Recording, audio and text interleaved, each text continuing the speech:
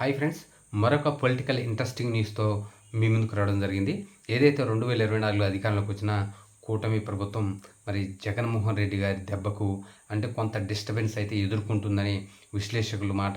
ఏదైతే 2024లో అధికారంలోకి వచ్చిన సూపర్ 6 పథకాలను అమలు చేస్తామని మరి కొంత ఆర్థిక వ్యవస్థ చిన్నాభిన్నంగా ఉండటంతో ఆర్థిక స్తోమత మరి ఆంధ్రప్రదేశ్కు చెందిన కొంత మరి ఏదైతే ఒడిదుడుకులు ఎదుర్కొంటున్న నేపథ్యంలో మరి ఒక 2-3 పథకాలను మరి ఏదైతే ఆడబిడ్డ నిధి, అలాగే మరి కొన్ని పథకాలను, అలాగే నిరుద్యోగ భృతి, అలాగే కొన్ని పథకాలను మరి అమలు చేయలేక కొంత ఇబ్బందులు ఎదుర్కొంటున్న మాట వాస్తవమే. ఎందుకంటే మరి ఏదైతే ప్రతిపక్షాల నుంచి మరి ఇప్పటికే 2 సంవత్సరాలు అవుతుంది కాబట్టి దాడులైతే మొదలయ్యి ఇప్పటికే వైఎస్ఆర్ కాంగ్రెస్ పార్టీ మరి ప్రభుత్వం మీద మరి పోరాటాలైతే మొదలుపెట్టింది. మరి దీనికి అనుగుణంగానే ఏదైతే మరి మొన్న జరిగిన సాయి కృష్ణ ఏదైతే మరి డెత్ మిస్టరీ కేసులో ఇప్పటివరకు ఆ కేసు అయితే వేయట్లేదు. ఏదైతే మరి సిఐని బాధ్యులుగా చేస్తూ ఇప్పటికే ప్రభుత్వం మరి అతని మీద చర్యలు తీసుకుని అతన్ని జైలు కూడా పంపించడం జరిగింది. దీని మీద సిట్టు కూడా ఏర్పాటు చేయడం జరిగింది. అలాగే దీనిపై విచారణ కొనసాగుతున్న నేపథ్యంలో అయితే ఇక్కడ కులాల కుంపట్లు అనేది ఆంధ్రప్రదేశ్లో అనేది కొత్త కాదు.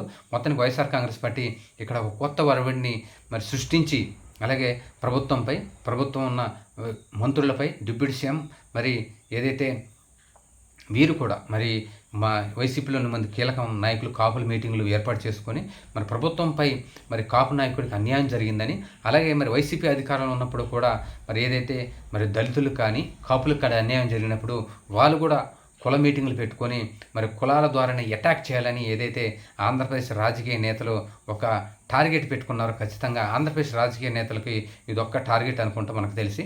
మొత్తానికి ఏదైతే ఎవరు అధికారంలో ఉన్నా, ఎవరు ప్రతిపక్షంలో ఉన్నా గవర్నమెంట్ను మరి చిన్న భిన్నం అలాగే డిస్టర్బెన్స్ చేయాలంటే కులాల ద్వారానే మనం డిస్టర్బెన్స్ చేస్తామని మరి కంక్లూజన్కి వచ్చినట్లయితే సమాచారం.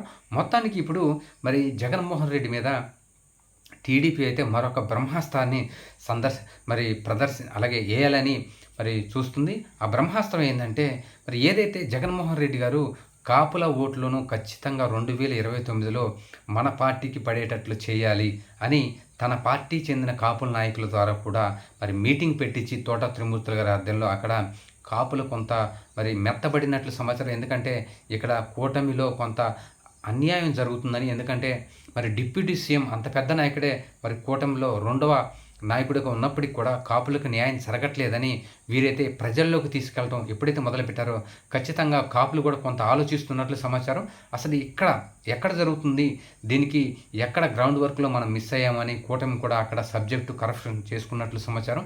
ఏది ఏమైనా కానీ జగన్మోహన్ రెడ్డి గారికి రాబోయే రోజుల్లో కాపులు అండగా ఉంటే మనం అధికారం కోల్పోక తప్పదు అని ఒక కన్క్లూజన్కి వచ్చినట్టు సమాచారం. ఎందుకంటే జగన్మోహన్ రెడ్డి గారిని బ్రహ్మాస్త్రంగా, అంటే ఒక దెబ్బ కొట్టాలంటే 2029లో ఇది బ్రహ్మాస్త్రంగా ప్రయోగిస్తున్నట్లు సమాచారం.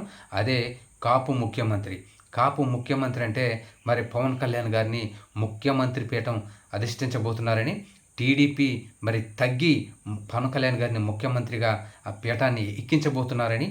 ఇది ఎందుకంటే దీనిపై ఖచ్చితంగా దీని వరకు డిస్కషన్ జరుగుతుందని కూటమిలోని కొంతమంది కాపు నేతలు ఇప్పటికే దీని మీద డిస్కషన్ స్టార్ట్ చేశారని. ఎందుకంటే ఇప్పటికే 2 సంవత్సరాలు పూర్తి చేసుకున్న కూటమి ప్రభుత్వం మరొక సంవత్సరం తర్వాత అంటే 2027 జూలై తర్వాత ఏ క్షణంలోనైనా పవన్ కళ్యాణ్ గారిని ముఖ్యమంత్రి పీఠంపై కూర్చోపెట్టే అవకాశం ఉందని, దీనివలన కాపులు మొత్తం అంటే 100%లో 90% వరకు మరి కూటమికి మద్దతు తెలిపే అవకాశం ఉంటుందని 2029లో. దీనివల్ల జగన్మోహన్ రెడ్డిపై పై చేయి సాధించవచ్చని ఖచ్చితంగా కూటమి అయితే భావిస్తుంది. అలాగే కాక మరొక ఇంట్రెస్టింగ్ న్యూస్ ఏంటంటే పవన్ కళ్యాణ్ గారిని సీఎం చేసి మరి నారా లోకేష్ గారిని అయితే డిప్యూటీ సీఎం చేయడం వల్ల మరి ఆ వర్గాల ప్రజల్లో కూడా ఖచ్చితంగా వారికి మరి మంచి మార్కులు వచ్చే అవకాశం ఉందని, ఇప్పటికే కమ్మ సమాజ వర్గం మొత్తం తెలుగుదేశం పార్టీకి అండగా ఉన్నట్లు మనకి అండగా ఉందని మనకు తెలిసిందే. ఏది ఏమైనా సరే రాబోయే రోజుల్లో ఖచ్చితంగా ఈ బ్రహ్మాస్త్రాన్ని మరి ఏదైతే జగన్మోహన్ రెడ్డి గారి మీద వేస్తే మరి తెలుగుదేశం పార్టీతో కూడిన కూటమి ప్రభుత్వం మరి సక్సెస్ అవుతుందా లేదా అనేది చూడాల్సిన అవసరం ఉంది. మరొక ఇంట్రెస్టింగ్ పొలిటికల్ న్యూస్తో మీ ముందుకు వస్తున్నాను. ఖచ్చితంగా లైక్ చేయండి, షేర్ చేయండి, సబ్స్క్రైబ్ చేయండి. Thank you.